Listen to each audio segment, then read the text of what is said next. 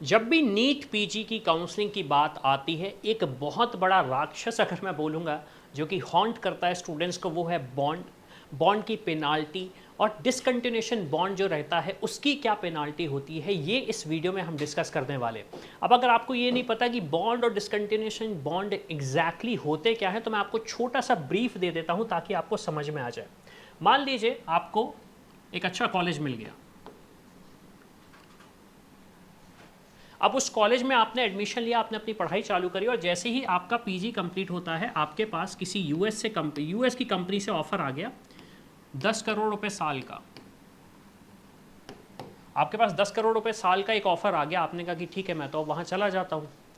अब हुआ क्या, कॉलेज ने बोला हमने तो आपको अपना इंफ्रा दिया था, हमने आपको टीचर दिए थे, हमने कोर्स फीस इतनी कम रखी थी और आपने यहाँ पे पढ़ाई करके आप छोड़ के चले गए, एक तरीके से हमें धोखा दे दिया। तो कॉलेज आपसे बोलेगा कि नहीं, आप ये नहीं कर सकते। अब वो फेयर है नहीं है, प्लीज़ आप कमेंट करके बताइए, क्योंकि आपने यूजी में भी इस चीज़ को देखा होगा। फेयर है या नहीं आप तो ये कमेंट करके बताइए।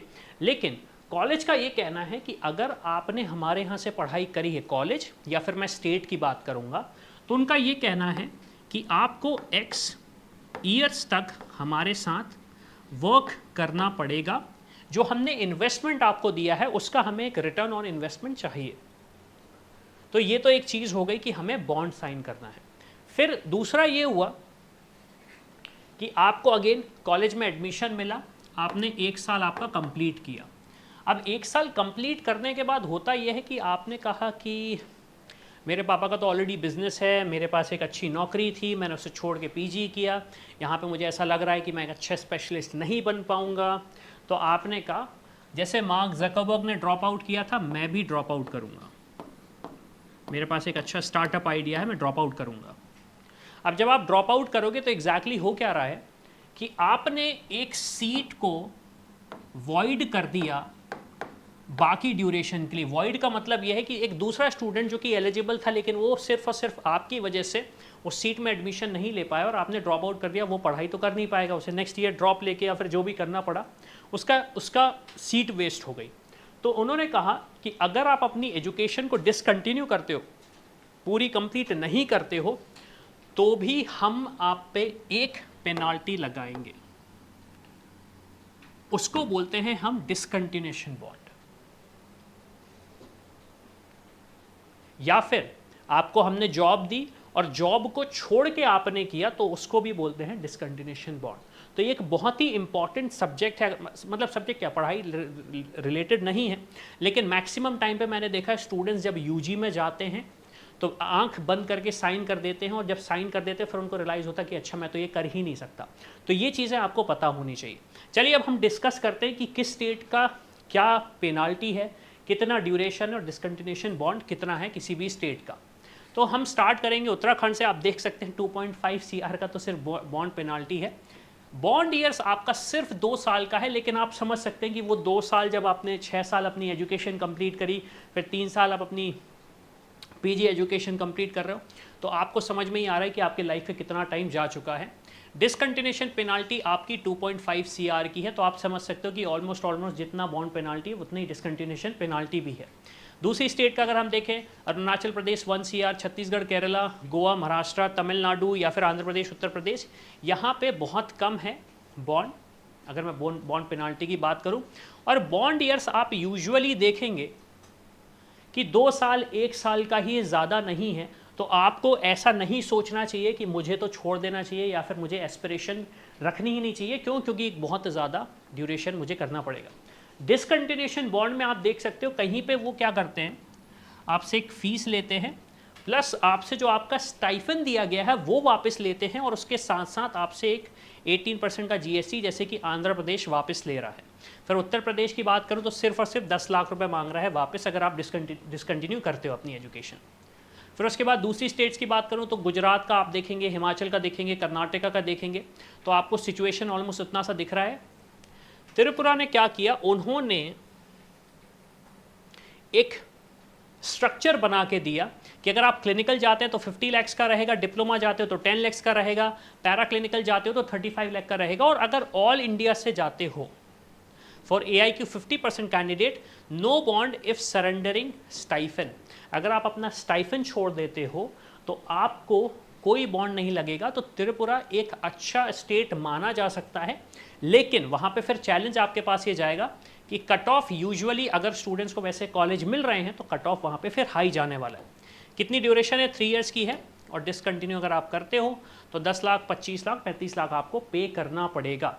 और ये मत समझिए कि हम ये पे नहीं करेंगे, एक प्रॉपर नोटराइज स्टैम्प पेपर पे साइन करवाया जाता है, जिसकी वजह से स्टूडेंट्स इस चीज़ को मिस आउट ना करें। आप मेक श्योर करें कि आप इस चीज़ को फॉलो कर रहे हैं। अब इसके बाद बाकी अदर स्टेट्स की मैं बात करूं तो आप यहाँ पे देख रहे हैं जैसे असम में कोई डिसकंटिन्यूशन पेनाल्टी नहीं है, लेकिन आपके पास बॉन्ड है। फिर बिहार की मैं बात करूं तो 25 लाख प्लस स्टाइफन। अब आप यहाँ पे देख रहे हैं स्टाइफन का एक सेगमेंट आ चुका है जहाँ पे क्या बोला जा रहा है कि हमने आपको जो स्टाइफन दिया था हमें वो भी वापस चाहिए। अब आप देखेंगे उड़ीसा में एक सिंपल सिस्टम ये है कि हमने आपको पढ़ाई करी, हमने आपको एक स्टाइफन दिया, अगर आप बॉन्ड पूरा नहीं कर रहे हो तो आप हमारा स्टाइफन लौटा दीजिए और हम आपसे कुछ नहीं बोलेंगे, हम आपसे कुछ नहीं बोलेंगे। लेकिन हाँ, अगर आप डिसकंटिन्यू कर रहे हैं तो 10 लाख की आपकी पेनाल्टी लगेगी। अब क्वेश्चन ये आता है कि क्या हर स्टेट में बॉन्ड्स और बॉन्ड की पेनाल्टी होती है? तो कुछ ऐसे स्टेट भी हैं जहाँ पे बॉन्ड पेनाल्टी नहीं होती। कौन से स्टेट्स हैं वो? Jammu Kashmir, Chandigarh, Delhi, Nagaland, Mizoram, Sikkim, Andaman and Nicobar and ESIC का जो कॉलेज है, यहाँ पे कोई भी पेनाल्टी नहीं है, कोई भी बॉन्ड नहीं है कि मिनिमम आपको इनके साथ कितना काम करना पड़ेगा। और हाँ, डिसकंटिन्यूएशन सिर्फ और सिर्फ आपको चंडीगढ़ में मिल रहा है, जो कि सिर्फ और सिर्फ 5 लाख का है। तो आप समझ सकते हो कि अगर आपने इतना स्पेंड किया है अपने एजुकेशन में तो 5 लाख रुपीज़ वर्थ इट हैं या नहीं, ये क्वेश्चन मार्क है। लेकिन आप समझ सकते हो कि एग्जैक्टली आपको क्या करना है। अब क्वेश्चन ये आता है कि कोर्स की फीस क्या रहेगी स्टेट वाइज और हमें स्टाइफन क्या मिलेगा, क्योंकि स्टूडेंट्स का सबसे बड़ा क्वेश्चन यही होता है कि हमें जहाँ पे स्टाइफन मिलेगा वहाँ चले जाते हैं, ताकि हमारे पास जो लोन है ऑलरेडी MBBS का, उसे कम करने में या फिर ख़त्म करने में मुझे हेल्प मिलेगी, मैं अपने पेरेंट्स को हेल्प कर पाऊँगा।